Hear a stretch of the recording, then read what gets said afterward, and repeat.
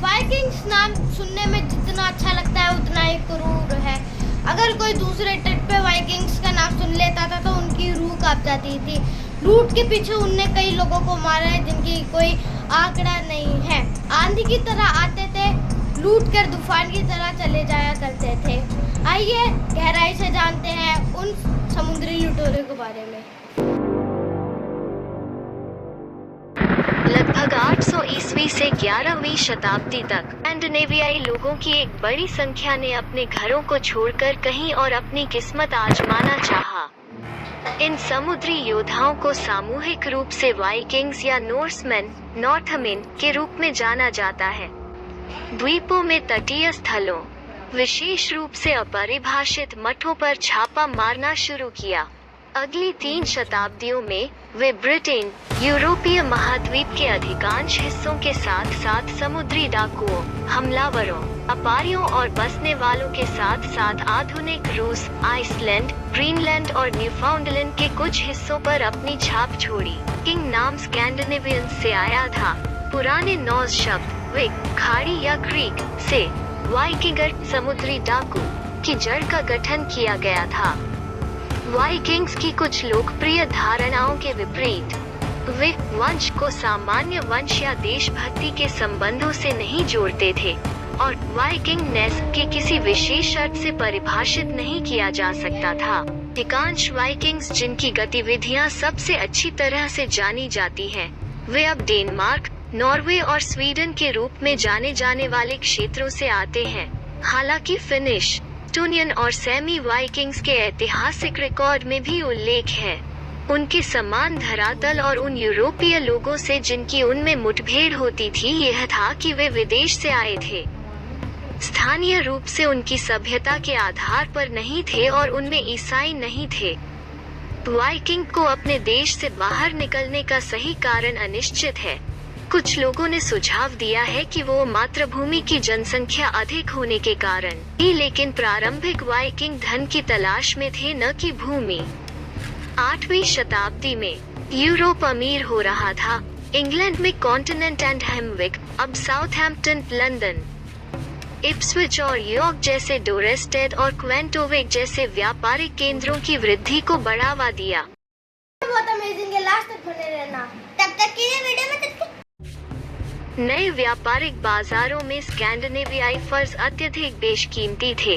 यूरोपीय लोगों के साथ अपने व्यापार से स्कैंडिनेवियाई लोगों ने नई नौकायन प्रौद्योगिकी के साथ साथ बढ़ती हुई धन और यूरोपीय राज्यों के बीच आंतरिक संघर्षों के बारे में सीखा।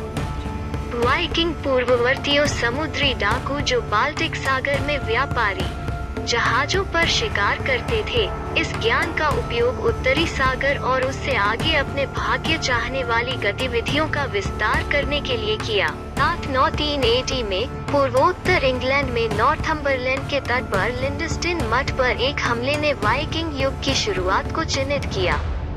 अपराधी शायद नॉर्वेजियन, जो सीधे उत्तरी सागर के पार रवाना हुए, ने मठ को पूरी तरह से नष्ट नहीं किया, लेकिन हमले ने यूरोपीय धार्मिक दुनिया को उसके मूल में हिला दिया। अन्य समूहों के विपरीत, इन अजीब नए आक्रमणकारियों के पास मठों जैसे धार्मिक संस्थानों के लिए कोई सम्मान नहीं था, जो अक्सर तट के पास बेपनाह और असुरक्षित थे। 2 साल बाद वाइकिंग छापे ने स्काई और इना हेब्रिड्स में के साथ साथ रथलिन, आयरलैंड के पूर्वोत्तर तट से दूर के अपरिभाषित द्वीप मठों पर हमला किया। महाद्वीपीय यूरोप में पहली बार दर्ज की गई छापा 799 में लॉय नदी के मुहाने के पास सेंट फिलिबर्ट के नूरमुटिया के द्वीप मठ में आया था। कई दशकों तक वाइकिंग्स ने ब्रिटिश द्वीपों, विशेष रूप से आयरलैंड और यूरोप, उत्तरी सागर से 80 किलोमीटर दूर डोरेस्टेड का व्यापारिक केंद्र 830 के बाद लगातार लक्ष्य बन गया में तटीय लक्ष्यों के खिलाफ हिट एंड रन छापे तक सीमित कर दिया। तब उन्होंने यूरोप में आंतरिक संघर्षों का लाभ उठाते हुए अपनी अंतर्देशीय गतिविधियों को आगे बढ़ाया। लुईस द पियस, फ्रैंकिया, आधुनिक फ्रांस और जर्मनी के सम्राट की मृत्यु के बाद 840 में उनके बेटे लोथर ने वास्तव में विकी बेड़े के समर्थन को आमंत्रित किया भाइयों के साथ एक शक्ति संघर्ष में। इससे पहले कि लंबे अन्य वाइकिंग्स को पता चले कि फ्रैंकिश शासक उन्हें अपने विषयों पर हमला करने से रोकने के लिए अमीर रकम देने को तैयार थे, जिससे फ्रैंकिया को आगे की वाइकिंग गतिविधि के लिए एक अनूठा लक्ष्य बना दिया गया। 9वीं शताब्दी के मध्य तक आयरलैंड, स्कॉटलैंड और इंग्लैंड वाइकिंग समझौता के साथ साथ छापे के लिए प्रमुख लक्ष्य बन गए थे। वाइकिंग्स ने स्कॉटलैंड के उत्तरी द्वीपों, शेटलैंड और ओर्कनीज, हेब्राइड्स और मुख्य भूमि स्कॉटलैंड का नियंत्रण हासिल किया। उन्होंने आयरलैंड के पहले व्यापारिक शहरों की स्थापना की, डबलिन, वाटरफोर्ड, वैक्सफोर्ड, विकलो और लिमरिक, और आयरलैंड के भीतर और आयरिश सागर में इंग्लैंड के लिए हमले शुरू करने के लिए आयरिश तट पर अपने आधार का उपयोग किया। जब किंग चार्ल्स बाल्ड ने 862 में पश्चिमी फ्रैंकिया का अधिक ऊर्जावान रूप से बचाव करना शुरू कर दिया, तो कस्बों, अभय, नदियों और तटीय क्षेत्रों को मजबूत करते हुए वाइकिंग बलों ने फ्रैंकिया की तुलना में इंग्लैंड पर अधिक ध्यान केंद्रित करना शुरू कर दिया। 851 के बाद इंग्लैंड में वाइकिंग हमलों की लहर में केवल एक राज्य वेसेक्स सफलतापूर्वक विरोध करने में सक्षम था। वाइकिंग सेनाओं, ज्यादातर डैनिश, ने पूर्वी एंग्लिया और नॉर्थम्बरलैंड पर विजय प्राप्त की और मर्सिया को ध्वस्त कर दिया, जबकि 871 में king Alfred the great of Wessex England में डैनिश सेना को निर्णायक रूप से हराने के लिए एकमात्र राजा बन गया। वेसेक्स छोड़कर दाएं उत्तर में डेनलाव नामक क्षेत्र में बस गए। उनमें से कई किसान और व्यापारी बन गए और यॉर्क को एक प्रमुख व्यापारिक शहर के रूप में स्थापित किया। 10वीं शताब्दी की पहली छमाही में अल्फ्रेड ऑफ वेसेक्स के वंशजों के नेतृत्व में अंग्रेजी सेनाओं ने इंग्लैंड के स्कैंडिनेवियाई क्षेत्रों को समेटना शुरू कर दिया।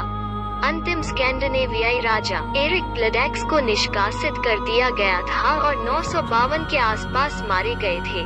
स्थायी रूप से अंग्रेजी को एक राज्य में एकजुट कर रहे थे।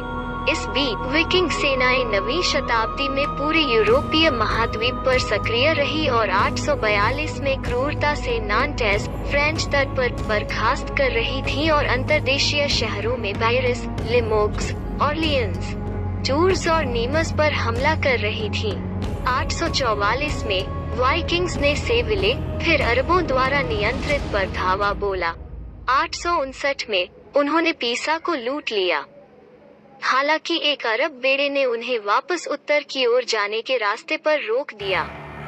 911 में वेस्ट फ्रैंकिश राजा ने रोवन को और आसपास के क्षेत्र को एक वाइकिंग प्रमुख के साथ संधि करके रोली को बुलाया, जो सीनियर के अन्य हमलावरों को सीनियर के बाद के इनकार मार्ग के बदले में मिला। उत्तरी फ्रांस के इस क्षेत्र को अब नॉर्मैंडी या उत्तर भारत की भूमि के नाम से जाना जाता है। 9वीं शताब्दी में स्कैंडिनेवियाई, मुख्य रूप से नॉर्वेजियन, ने उत्तरी अटलांटिक में एक द्वीप आइसलैंड का उपनिवेश करना शुरू किया, जहां कोई भी अभी तक बड़ी संख्या में बस नहीं गया था। 10वीं शताब्दी के अंत तक कुछ वाइकिंग, जैसे लाल रंग के वाइकिंग, पश्चिम की ओर अग्रसर हुए जो कि ग्रीनलैंड की ओर गए।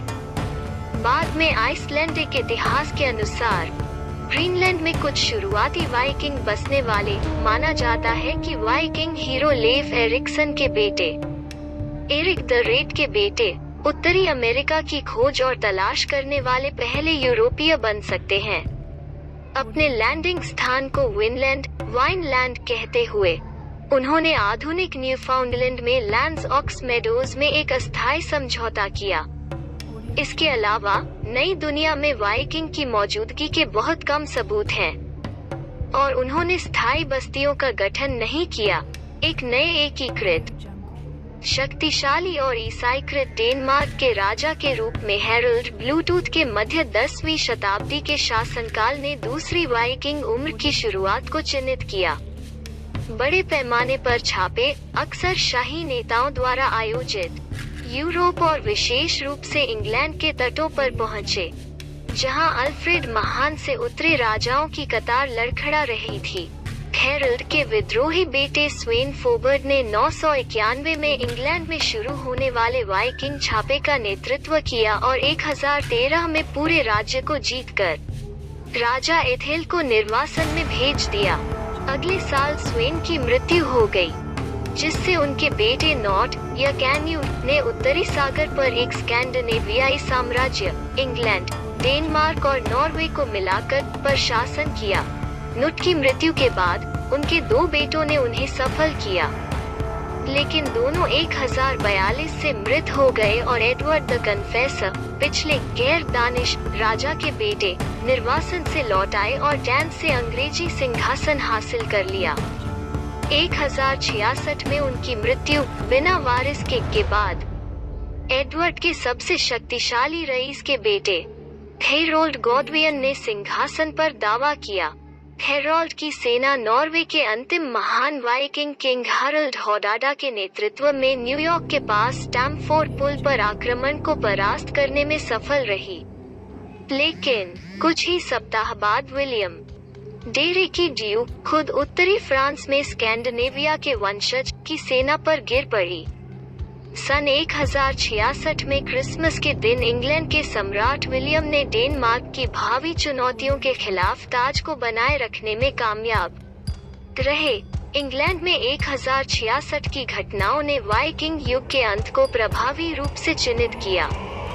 उस समय तक स्कैंडिनेवियाई राज्यों के सभी ईसाई थे और वाइकिंग संस्कृति के बने रहने से ईसाई यूरोप की संस्कृति को अवशोषित किया जा रहा था।